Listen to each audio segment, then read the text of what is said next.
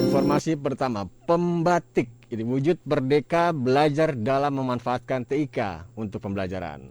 Kementerian Pendidikan dan Kebudayaan melalui Pusat Data Teknologi Informasi Pendidikan dan Kebudayaan Pusdatin terus berupaya meningkatkan kompetensi teknologi informasi dan komunikasi atau TIK dalam pembelajaran.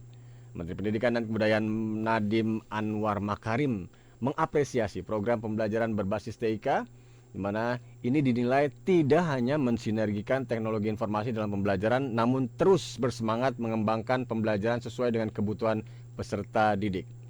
Program pembatik ini, khususnya Rumah Belajar, adalah inisiatif Pusdatin Kemendikbud yang sudah jadi wadah bersama untuk berinovasi dalam mengajar yang disebutkan oleh Nadiem Makarim saat membuka kuliah umum pembekalan berbasis teknologi informasi dan komunikasi pembatik level 4 di hari Senin 14 September kemarin. Dan berbicara tentang Rumah Belajar, tentunya kita tidak lepas dari para guru-gurunya, para duta-dutanya. Dan tentunya kali ini Agung Ramadi akan menyapa guru-guru yang juga ikut dalam memajukan dunia pendidikan Indonesia.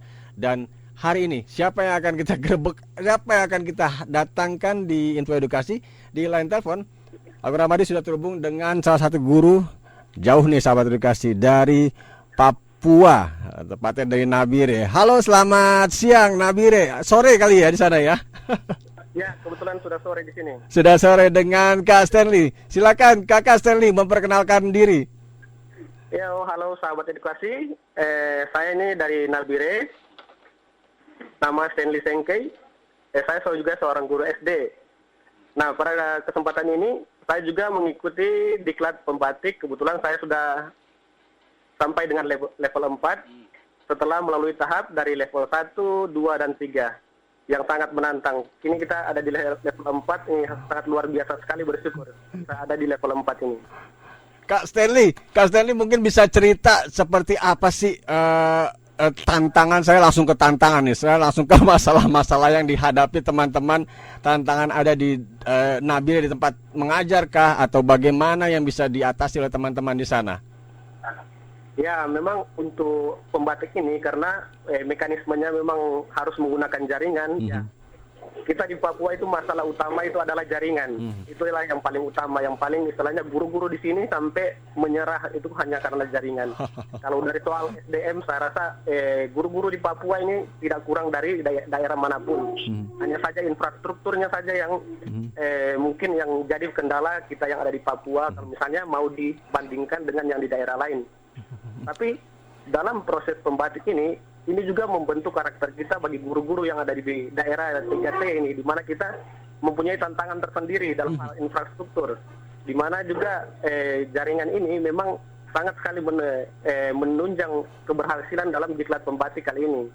Betul. Gitu. Oke, Kak Stanley, kalau dari fase Kak Stanley menuju sampai di level 4 ini, selama perjalanan ada inovasi-inovasi apa yang sudah terpikirkan atau juga menjadi bagian ini saya akan mengerjakan ini saya akan sudah melakukan ini, yang juga bisa di-share ke pendengar Sore Edukasi jadi semangat, apalagi terutama di masa pandemi ini. Kak Stanley, silakan. Ya.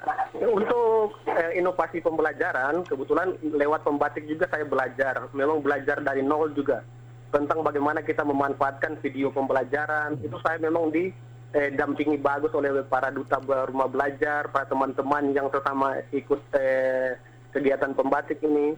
Memang berkomunitas dengan teman-teman yang istilahnya merupakan kompetensi di bidang ini, saya merasa terbantu sekali. Untuk inovasi yang sudah saya buat di sini, saya juga sudah bisa membuat aplikasi berbasis Android, video pembelajaran. Kebetulan juga di event membatik saya juga salah satu peserta membatik 2020. Makanya ini merupakan motivasi kita untuk lebih meningkatkan pembelajaran berbasis TIK. Betul. Di Indonesia, khususnya di Papua. Oke. Kak Stanley, tadi lokasinya di mana? SD berapa? SD Saya di SD Negeri 2 Nabire. Oke, SD Negeri 2 Nabire. Ini kita bicara tentang pembelajaran di masa pandemi ini. Ini sudah seperti apa keseruannya guru-gurunya terutama. Juga memang apalagi untuk perkembangan COVID-19 di Nabire sekarang memang cukup tinggi. Jadi untuk pembelajarannya karena terkendala dengan jaringan kebanyakan itu kita lakukan lewat penugasan saja offline. Tapi tidak menutup kemungkinan ada beberapa daerah-daerah kita yang tetap masih menggunakan online. Online ya, betul. Sebatas sosial media seperti WhatsApp dan lain-lain. Oke. Tapi silakan. Tapi untuk durasinya itu memang kita masih lebih sering pakai offline. Ya. Artinya saya ingin melihat seperti apa perjuangannya. Ini banyak sekali yang bisa diceritakan dan memang para guru ini adalah garda depan di dunia pendidikan di masa pandemi ini terutama ya, Kak Stanley. Oke, Kak Stanley terakhir apa yang bisa di-share ke para pendengar Suara Edukasi, harapan atau juga mungkin doa yang juga bisa di-share oleh Kak Stanley untuk teman-teman di luar sana yang juga mendengarkan Suara Edukasi tentunya di masa pandemi ini kita harus seperti apa? Silakan, Kak Stanley. Kalau bicara doa ya pasti doa pertama yang saya ucapkan itu ya semoga COVID-19 segera berakhir. Dan utama untuk kegiatan-kegiatan di sini, kami berharap infrastruktur di Papua khususnya di dalam jaringan itu lebih ditingkatkan. Karena pada kenyataannya di Papua ini terkendala sekali pembelajarannya karena masalah infrastruktur. Betul. Ya. Dan untuk teman-teman yang di Papua, mereka tetap seperti yang ada di belakang saya ini, mereka tetap aktif untuk pengembangan berbasis TIK dari dasar sampai ada level yang sudah di media pembelajaran sampai dengan aplikasi dan video pembelajaran. Mereka cukup antusias untuk ikut kegiatan seperti ini. Mantap. Oke, Kak Stanley Sengkei, terima kasih banyak waktunya untuk ngobrol singkat dengan Suara Edukasi. Tentunya sukses terus untuk teman-teman di Nabire SDN 01 Nabire ya, 02 ya, 02 Nabire. Sukses Kak Stanley, terima kasih. Salam, selamat sore. Ya, salam dari Nabire. Oke, sahabat edukasi, kita sudah ngobrol-ngobrol dengan Kak Stanley Sengkei. Ini teman juga dari Duta Rumah Belajar dari Papua nih, sahabat edukasi, di mana kita sudah sangat-sangat dekat dengan duta-duta rumah belajar dan Kak Stanley ini juga mengikuti pembatik sudah sampai di level 4, di mana tentunya kemarin di hari Senin juga Kementerian Pendidikan dan Kebudayaan melalui Pusdatin menyelenggarakan apa yang disebut dengan kuliah terbuka. Ini kuliah umum pembekalan berbasis TIK level 4 berbagi dan juga langsung.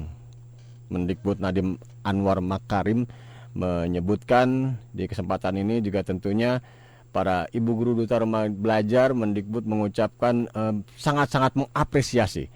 Mereka adalah guru-guru yang tanpa pamrih jadi contoh di daerah masing-masing dalam melakukan inovasi pembelajaran. Dan tentunya di jajaran Kemendikbud atas nama jajaran Kemendikbud, Mendikbud terus mendukung inisiatif Bapak Ibu Guru. Oke, masih ada satu informasi pendidikan dari Suara Edukasi yang akrab dan mencerdaskan. Jangan kemana-mana, aku Ramadi akan kembali setelah yang satu ini.